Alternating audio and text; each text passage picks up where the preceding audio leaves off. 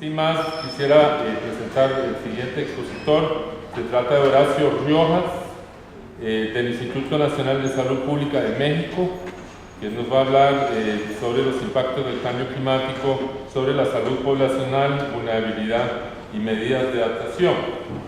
Déjenme presentar rápidamente a Horacio Rojas. El doctor Horacio Rojas Rodríguez es médico cirujano y partero de la Universidad Nacional Autónoma de México. Realizó la maestría en Ciencias de Salud Ambiental por el Instituto Nacional de Salud Pública y obtuvo el doctorado en Epidemiología en el INSP con mención honorífica en marzo 2005. Es investigador en Ciencias Médicas por parte de la Coordinación de los Institutos Nacionales de Salud e investigador nacional nivel 2 por el Sistema Nacional de Investigadores de México. Asimismo, es miembro del International Society of Environmental Epidemiology, la ISE, y actualmente se desempeña como director de salud ambiental del Centro de Investigación en Salud Poblacional en el Instituto Nacional de Salud Pública de México. Es líder de la línea de investigación por misión sobre salud y ambiente y coordinador académico del programa de doctorado en Ciencias de Salud Ambiental de esta misma institución. Es autor y coautor de diversos artículos en diferentes revistas de circulación nacional e internacional y ha colaborado como autor y coautor en libros de circulación nacional e internacional. Cuenta con presentaciones en congresos nacionales e internacionales de sus trabajos, así como citas bibliográficas a sus publicaciones. Actualmente el doctor Riojas es coordinador de la Comunidad de Práctica en Salud y Cambio Climático para América Latina y el Caribe, la COPSAC. Así que con ustedes, el doctor Horacio Riojas.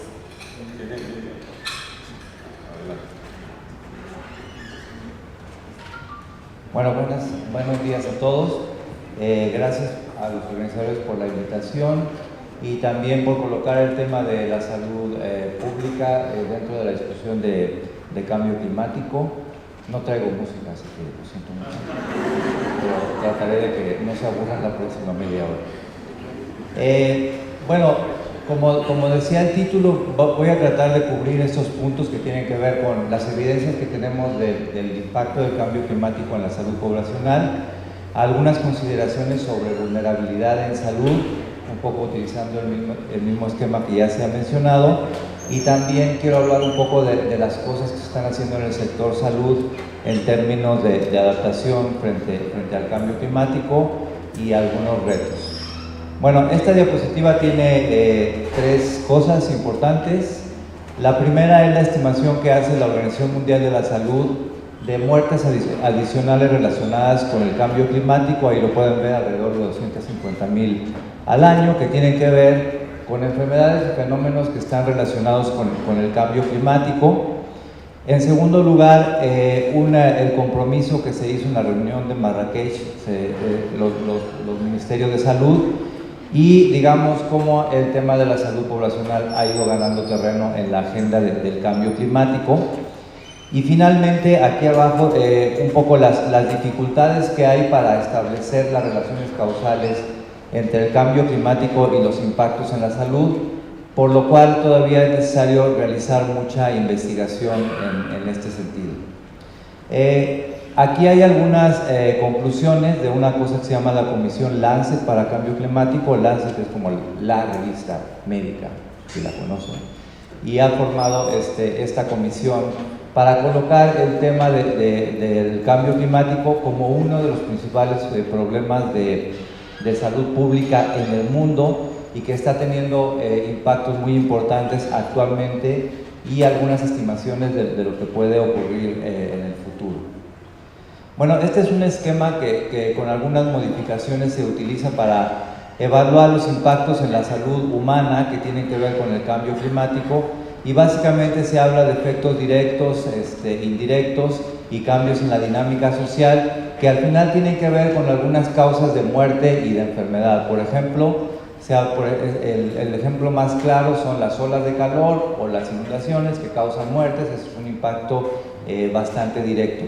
Pero hay otros efectos indirectos que están mediados por las alteraciones climáticas, como por ejemplo la alteración en los nichos de los vectores o la alteración en la dinámica para producir alimentos, como ya se ha mencionado, y voy a mencionar algunos otros ejemplos. Entonces, esta es una forma de ver efectos directos y efectos indirectos del cambio climático sobre la salud poblacional, sobre el bienestar y sobre enfermedades específicas.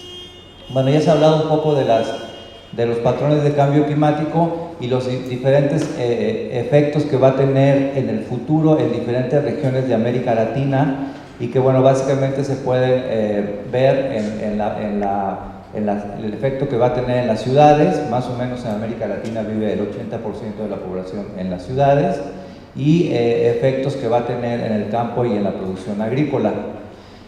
Quisiera señalar también esta sinergia muy importante entre la degradación ambiental y el cambio climático, que está incrementando los riesgos en salud. O sea, no es solamente el cambio climático, es la degradación ambiental, y que juntos están generando una serie de efectos en salud muy importantes, como es en este caso en Bolivia, en una zona minera. Hay muchos más ejemplos de esto. Bueno, les voy a hablar algunas cosas de lo que hay de evidencias del cambio climático en la salud, tratando de hacer énfasis en estudios que se han hecho en América Latina, que son relativamente pocos, y de ahí la necesidad de generar más investigación en este sentido. Aquí está, por ejemplo, el caso de Bolivia. Hay algunos eventos bastante directos que tienen que ver con las inundaciones, pero también los efectos de mediano plazo que dejan las inundaciones, que básicamente son efectos en la generación de brotes de dengue o de paludismo, esto de paludismo que tiene que ver también con fenómenos del Niño, y otras inundaciones que dejan tras de sí algunos eventos en salud, como son algunas muertes, pero también enfermedades respiratorias, diarreicas, afecciones de la piel y enfermedades osteomusculares. También después de las inundaciones se suelen presentar casos de leptospirosis como una secuela muy importante de estas inundaciones. Estamos hablando de eso en un contexto en que las inundaciones van en aumento. Este es el ejemplo de Chile, donde ellos han hecho en su reporte de país las estimaciones de los efectos en salud que tiene el cambio climático en diferentes regiones, y que tiene que ver con la aparición, por ejemplo, de dengue en zonas donde no había, el incremento de enfermedades diarreicas y lesiones en zonas inundables. Este es un primer ejemplo de cómo los países están tratando de mapear estos efectos en la salud. Este es un estudio sobre la evidencia del cambio climático que tiene que ver con el incremento de la transmisión de dengue en una zona en Argentina donde usualmente no había esta enfermedad y se ha ido incrementando paulatinamente. Los países del Cono Sur han estado muy vigilantes de esto, porque en países como Uruguay, donde no existía el dengue endémico, ya empieza a aparecer, y esos son sin duda efectos y ejemplos del cambio climático.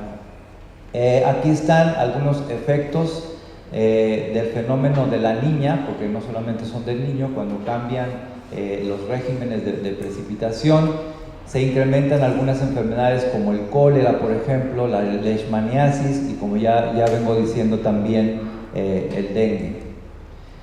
Este es uno de los ejemplos para Centroamérica.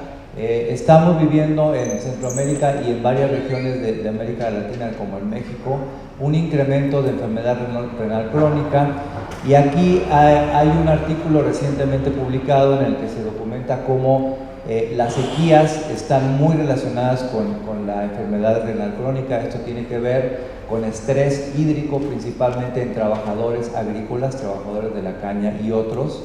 Y normalmente se habla de la enfermedad renal crónica de origen desconocido, pero una de las hipótesis más fuertes es que estos incrementos en las temperaturas están provocando este estrés hídrico en los trabajadores, que los lleva a desarrollar enfermedad renal crónica a edades tempranas. En México hemos hecho algunas estimaciones del efecto de las sequías, por otro lado, en la salud pública, y esto se da en México principalmente en el norte del país, y estas son algunas de los efectos en salud, como golpes de calor, sobre todo personas mayores de edad, en adultos mayores, esta parte de deshidratación en niños y ancianos, y también un incremento en las enfermedades transmitidas por vectores, porque en los años de sequía la gente tiende a acumular más agua y eso es bueno para los moscos, para que se críen, y se da un incremento de enfermedades transmitidas por vectores. Lo que sucede básicamente en escenarios de cambio climático es que estos nichos ecológicos de los vectores se ven modificados.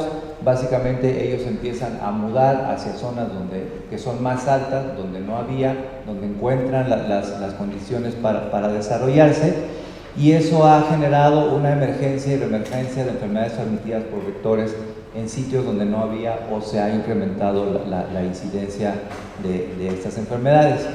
Este es un ejemplo de la enfermedad de Chagas, que está, digamos, en esta zona entre México y Estados Unidos, y es un ejemplo de lo que se está tratando de hacer para digamos, intentar predecir en escenarios de cambio climático cómo podría ser el potencial desarrollo de este tipo de enfermedades.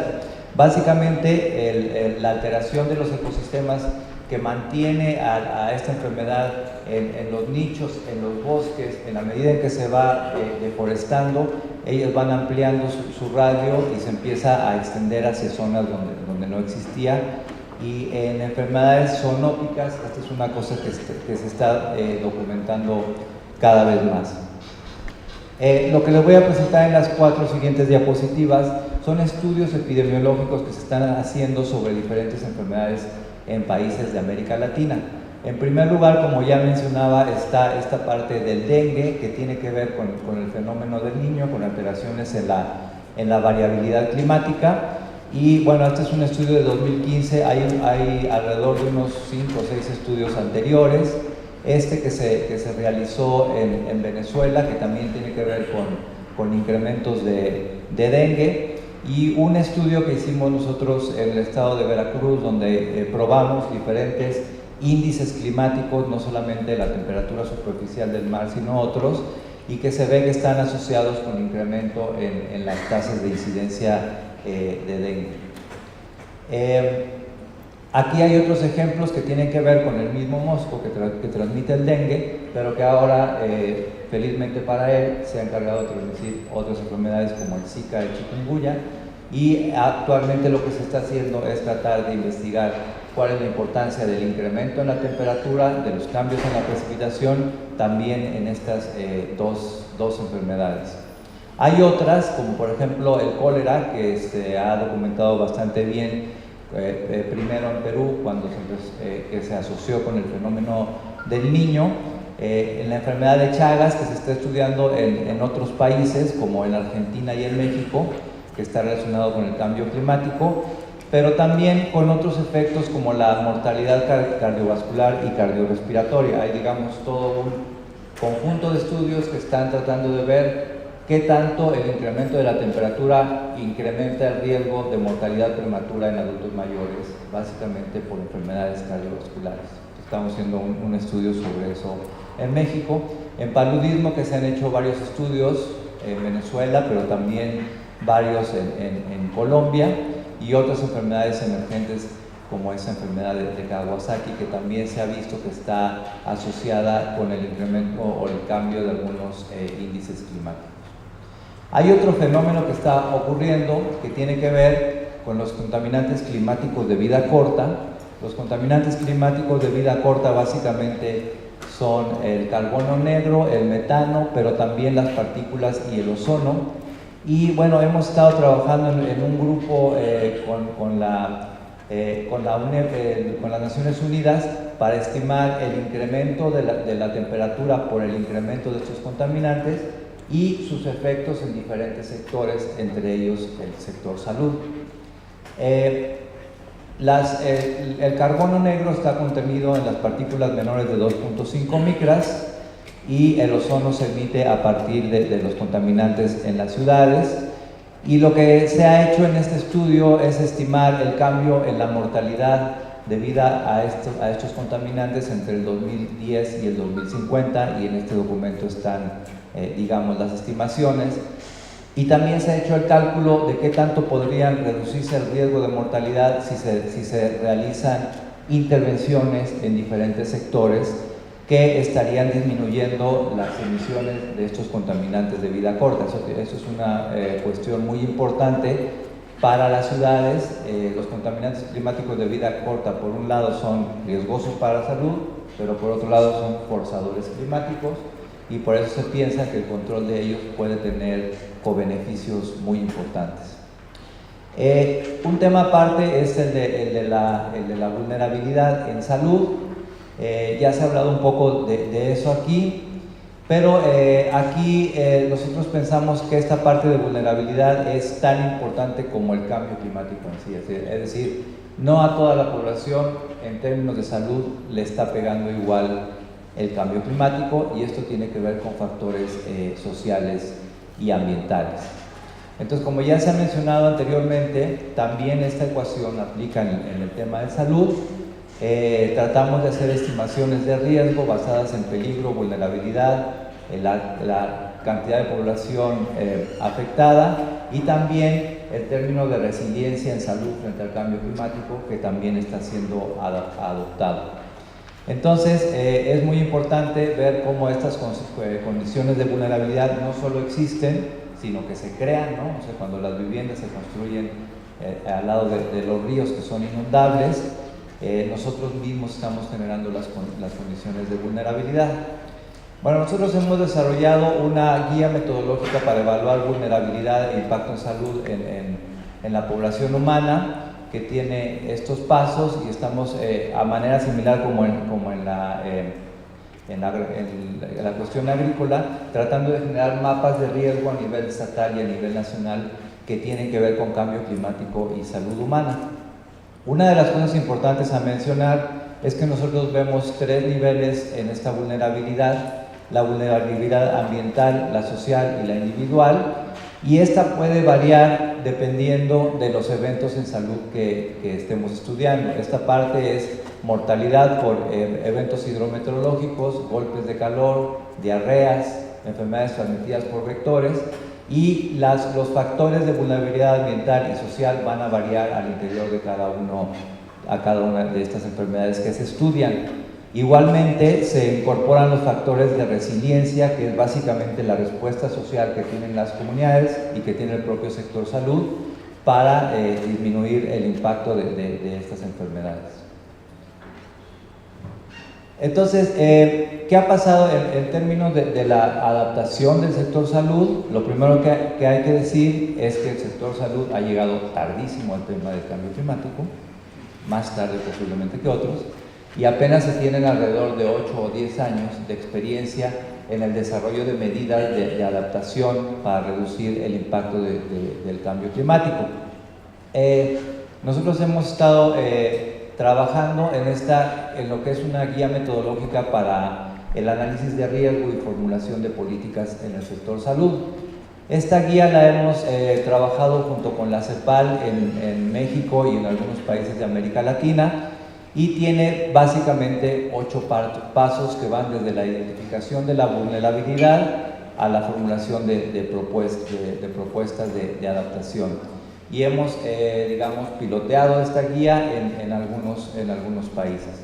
El primer paso es esto, identificar la vulnerabilidad. Eso tiene que ver con las enfermedades prevalentes en cada región o en cada país que están relacionadas con el cambio climático. Por eso puede ser enfermedades transmitidas por vectores, enfermedades respiratorias y otras, y se hace, digamos, como un análisis histórico, y después se estima cuál puede ser el impacto del cambio climático de estas enfermedades. Entonces, primero se hace este diagnóstico de vulnerabilidad, un poco con los elementos que ya había mencionado en nuestra propuesta de análisis de vulnerabilidad.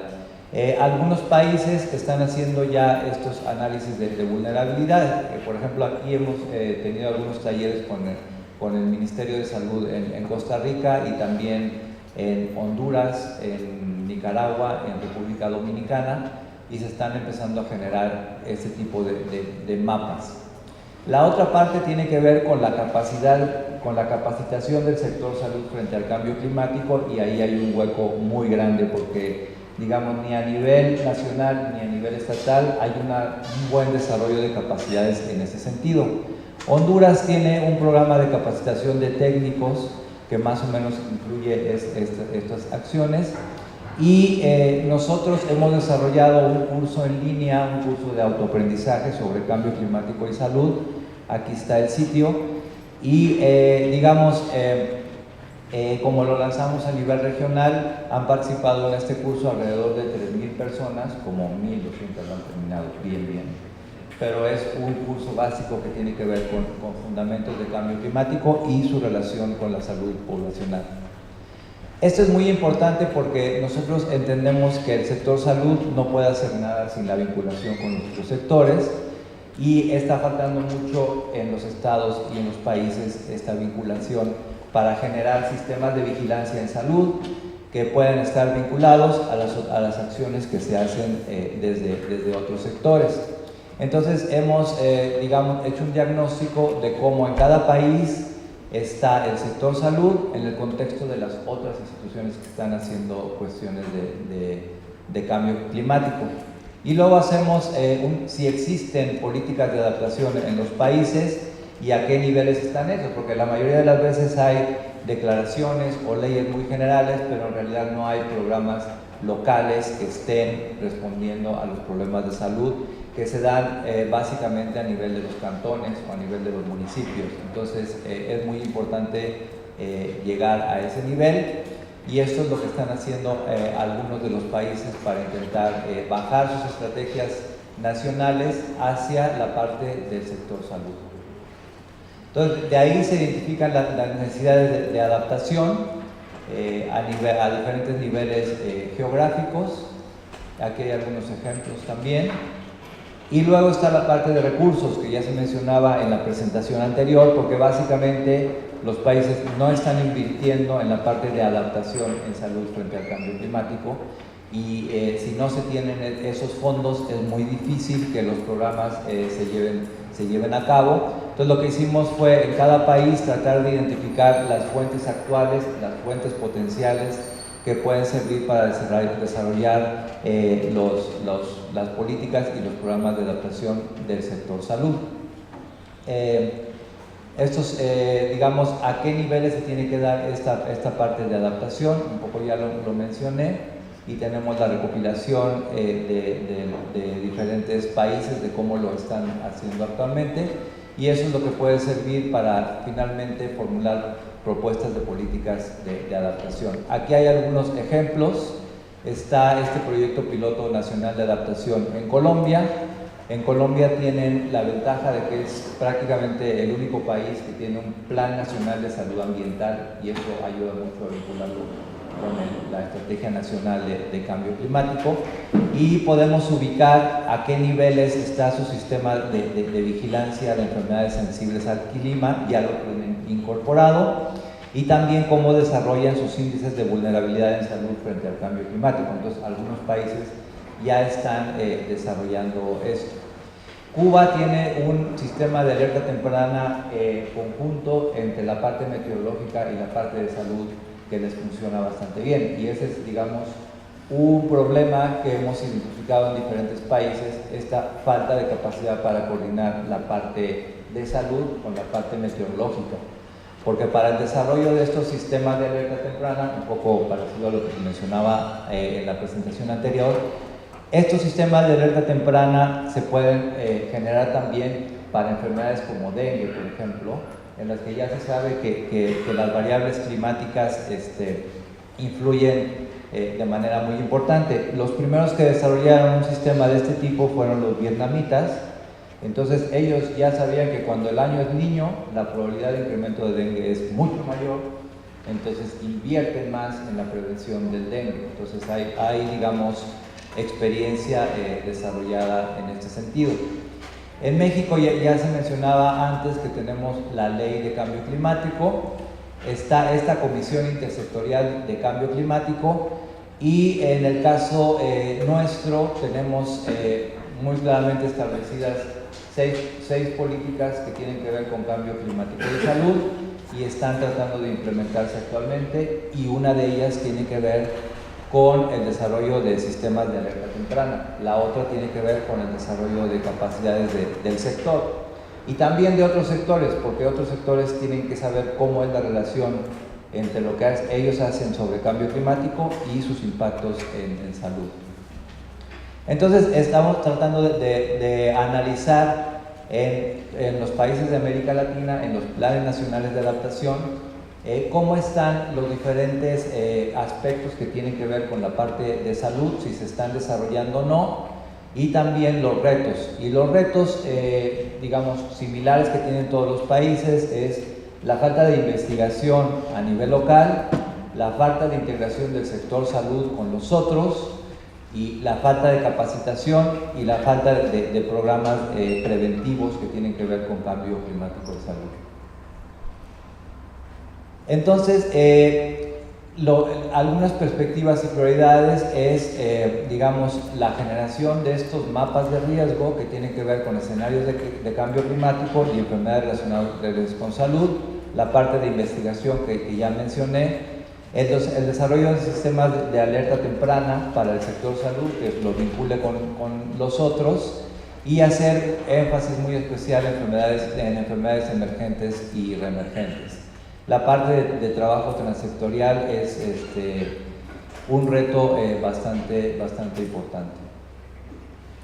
Bueno, entonces estas son algunas de las conclusiones de la Comisión Lancet de cómo esta inversión, no solo en adaptación, sino en mitigación, al final va a tener efectos muy positivos en la salud humana, en caso de que se cumplan, digamos, estos compromisos que se desarrollaron en la reunión de París. Finalmente, les quiero recomendar mucho estos dos sitios. Este es el sitio de la Comunidad de Práctica en Cambio Climático y Salud. Tenemos unas conferencias mensuales en este sitio. Hay un repositorio sobre todo lo que quieran saber sobre el cambio climático y salud y que nosotros tengamos, que hayamos recopilado. Y se ha generado una red en los países latinoamericanos bastante importante, en donde estamos haciendo este tipo de intercambios de experiencia. Y este es el sitio del curso de Cambio Climático y Salud, que, como les mencioné, es un esfuerzo conjunto entre el Programa de las Naciones Unidas para el Medio Ambiente, la Organización Panamericana de la Salud, y está nuestro instituto como organización académica que le da respaldo. Y eso es todo. Muchas gracias.